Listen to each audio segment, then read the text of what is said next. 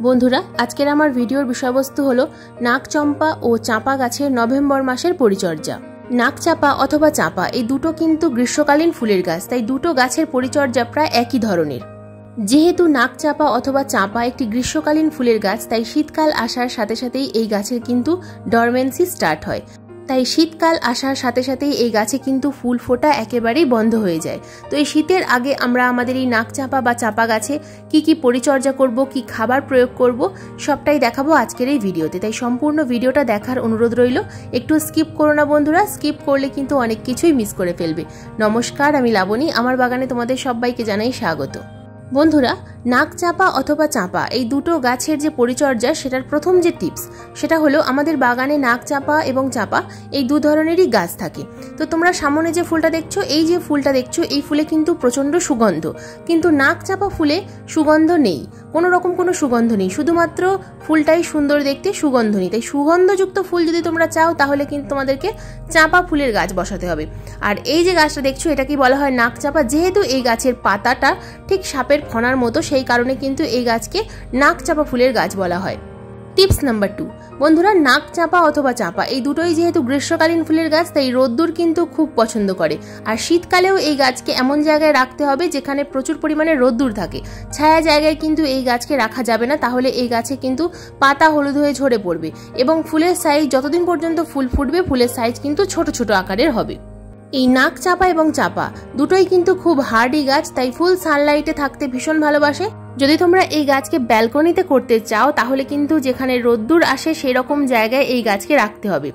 Tips number 3, বন্ধুরা, এই নাকচাঁপা গাছের ডাল কিন্তু এই বর্ষার জল পেয়ে অনেকটাই লম্বা লম্বা হয়ে যায়।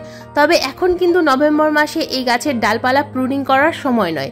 এই গাছের ডালপালা প্রুনিং করার সময় কিন্তু ফেব্রুয়ারি মাস, জানুয়ারি মাসের শেষে অথবা ফেব্রুয়ারি মাসের শুরুতে এই গাছের রিপোর্টিং এবং কাটাই ছাটাই এই দুটো কাজ করতে হয়।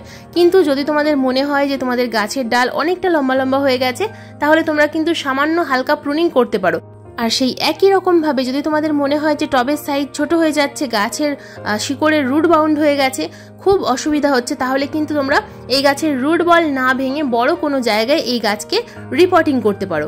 আমি অক্টোবর মাসে এই গাছের কিন্তু রিপোর্ট করেছি। তো দেখতেই পাচ্ছ এই সামনে যে লাল চাঁপা গাছটা, যদি খুব বেশি রুট বাউন্ড হয়ে যায় তাহলে কিন্তু তোমরা এই সময় রিপোর্টিং করতে পারো, তবে রুট বল না ভেঙে। যেহেতু এই গাছের এবার শীত ঘুম শুরু হবে, ডরমেন্সি স্টার্ট হবে, তাই বিরক্ত না করে রুট বলটা না ভেঙে তোমরা যদি রিপোর্ট করতে পারো তাহলে কিন্তু গাছ সুস্থ থাকবে। আর যদি মনে হয় না যে টবে আছে সেই টবেই থাকবে, তাহলে কিন্তু তোমরা ফেব্রুয়ারি মাসের শেষে এই গাছের রিপোর্টিং করবে। বর্ষাকালে যদি এই গাছের ডাল কাটাই ছাটাই করো তাহলে কিন্তু এই গাছের ডাল থেকে তোমরা প্রচুর পরিমাণে চারা গাছ তৈরি করতে পারবে। আমি কিন্তু আমার একটা ভিডিওতে তোমাদেরকে এই চারা গাছের তো কিভাবে চারা গাছ তৈরি করতে হয় সেই নিয়ে ভিডিও দিয়েছিলাম। ছোট্ট একটা ডাল যদি লাল মোটাদানা বালির মধ্যে প্রতিস্থাপন করে রাখতে পারো তাহলে কিন্তু খুব সহজেই এই গাছের ডাল থেকে চারা গাছ তোমরা তৈরি করে নিতে পারবে। টিপস নাম্বার 4, বন্ধুরা, নাকচাঁপা অথবা চাঁপা গাছে কিন্তু শীতের আগে এই সময় গাছের পাতা হলুদ হয়ে ঝরে পড়তে থাকে, গাছের ফুল শুকিয়ে যায়। তো এটা কিন্তু কোনো রকম কোনো চিন্তার বিষয় নয়, এই সময় এটাই স্বাভাবিক। তাই পাতা হলুদ হয়ে যদি ঝরেও যায় তাহলে কিন্তু আবার নতুন পাতা তোমাদের গাছে চলে আসবে। এই গাছের পাতা হলুদ হয়ে যাওয়া এবং ফুল ঝরে যাওয়ার পিছনে কিন্তু অনেকগুলো কারণ থাকে। এই সময় আমাদের টবের মাটি কিন্তু সব সময় হালকা ময়েশ্চার রাখতে হবে। টবের মাটি যদি শুকিয়ে যায় তাহলে কিন্তু গাছের পাতা বেশি হলুদ হয়ে ঝরে পড়বে এবং ফুলগুলো হলুদ হয়ে ঝরে পড়বে। এই সময় আরও একটা যে কাজ করতে হবে, এই সময় যে কোনো অনুখাদ্য, তবে সেটা সিউইড এক্সট্রাক্ট হলে খুব ভালো হয়। তো আমি যেটা বাগানে স্প্রে করি সেটা বায়োভিটা এক্স। তোমরা কিন্তু এখানে যে কোনো সিউইড গাছের পাতায় স্প্রে করতে পারো। এটা 15 দিন অন্তর অন্তর 1 লিটার জলে 2 ml মিশিয়ে গাছের পাতায় স্প্রে করলে কিন্তু গাছের পাতা সবুজ থাকবে এবং গাছে যে ফুলগুলো আছে এই ফুলগুলো সহজে ঝরে পড়বে না, অনেক দিন পর্যন্ত স্থায়ী হবে।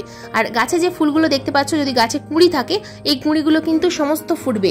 শীতেও কিন্তু তোমাদের বাগানে নাকচাঁপা ফুল ফুটবে যদি পর্যাপ্ত পরিমাণে খাবার তোমরা ঠিকঠাক মতো প্রয়োগ করতে পারো এবং টবের মাটি যদি ময়েশ্চার রাখতে পারো। টিপস নাম্বার 5, এবার আসি রোগ পোকার কথায়। বন্ধুরা, নাকচাঁপা গাছে কিন্তু রোগ পোকা খুব একটা হয় না। রোগ পোকা বলতে মাঝে মধ্যে মিলিবাগের আক্রমণ দেখা যায়, সেটা খুবই কম।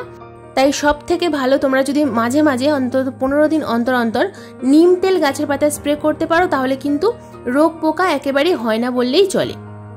এবার বলবো চাপা গাছের একটা বিশেষ প্রবলেম, যেটা হলো পাতায় কালো কালো স্পট। এটা কিন্তু একটা ফাঙ্গাস প্রবলেম। বন্ধুরা, যদি তোমাদের বাগানের চাপা গাছে এই ধরনের কোনো রকম পাতা দেখতে পাও, তাহলে কিন্তু গাছে তোমাদেরকে ফাঙ্গিসাইড স্প্রে করতে হবে। এরকম কালো কালো ডট ডট যে পাতায় স্পট আসে, এগুলো কিন্তু ফাঙ্গাস প্রবলেম, এবং এগুলো হলে গাছের পাতা কিন্তু ঝরে যায়। তাই আমি যে গাছে, আমার চাপা গাছে যেটা ইউজ করি সেটা হলো অ্যামিস্টার টপ। এই ফাঙ্গিসাইডটা কিন্তু চাপা গাছের জন্য ভীষণ কার্যকরী। এই অ্যামিস্টার টপ যদি 1 লিটার জলে 1 ml মিশিয়ে তোমরা 15 দিন অন্তর অন্তর গাছে স্প্রে করতে পারো, গাছে কিন্তু কখনোই কোনো সমস্যা আসে না। আমার এই যে গাছটা দেখছো, এটা কিন্তু আমি ডাল থেকে তৈরি করেছি, এর ভিডিও আমি দিয়েছিলাম। তো ডাল থেকে চারা তৈরি করে প্রতিস্থাপন করেছিলাম। বন্ধুরা, এবার আসি গাছে আমরা কি খাবার প্রয়োগ করব। নাক চাপা অথবা চাপা গাছে এই সময় শীতের ঠিক আগে কোন খাবার প্রয়োগ করলে আমাদের চাপা অথবা নাক চাপা গাছ সম্পূর্ণ শীতকাল ভালো থাকবে, সুস্থ থাকবে। আবার ফেব্রুয়ারিতে কাটাই ছাটাই এবং রিপোর্টিং করার পর খুব সহজেই গাছে ফুল চলে আসবে। তো খাবার প্রয়োগ করার আগে যে কাজটা করতে হবে, টবের মাটিতে যে হলুদ পাতা বা শুকিয়ে যাওয়া ফুল পড়ে থাকে সেগুলোকে আমাদের তুলে ফেলতে হবে। টবের মাটি অল টাইম পরিষ্কার রাখতে হবে এবং প্রত্যেক 15 দিন অন্তর অন্তর টবের মাটিটা হালকা করে খুশে দিতে হবে। হালকা করে খুশে দিলে টবের মাটি কিন্তু অল টাইম ময়েশ্চার থাকবে এবং টবের মাটিতে যে জল আমরা প্রয়োগ করি সেই জল সহজেই ড্রেনেজ হোল দিয়ে বেরিয়ে যাবে। তাছাড়া মাটি যদি আলগা থাকে তাহলে গাছের শিকড় কিন্তু খুব সহজেই অক্সিজেন গ্রহণ করতে পারে।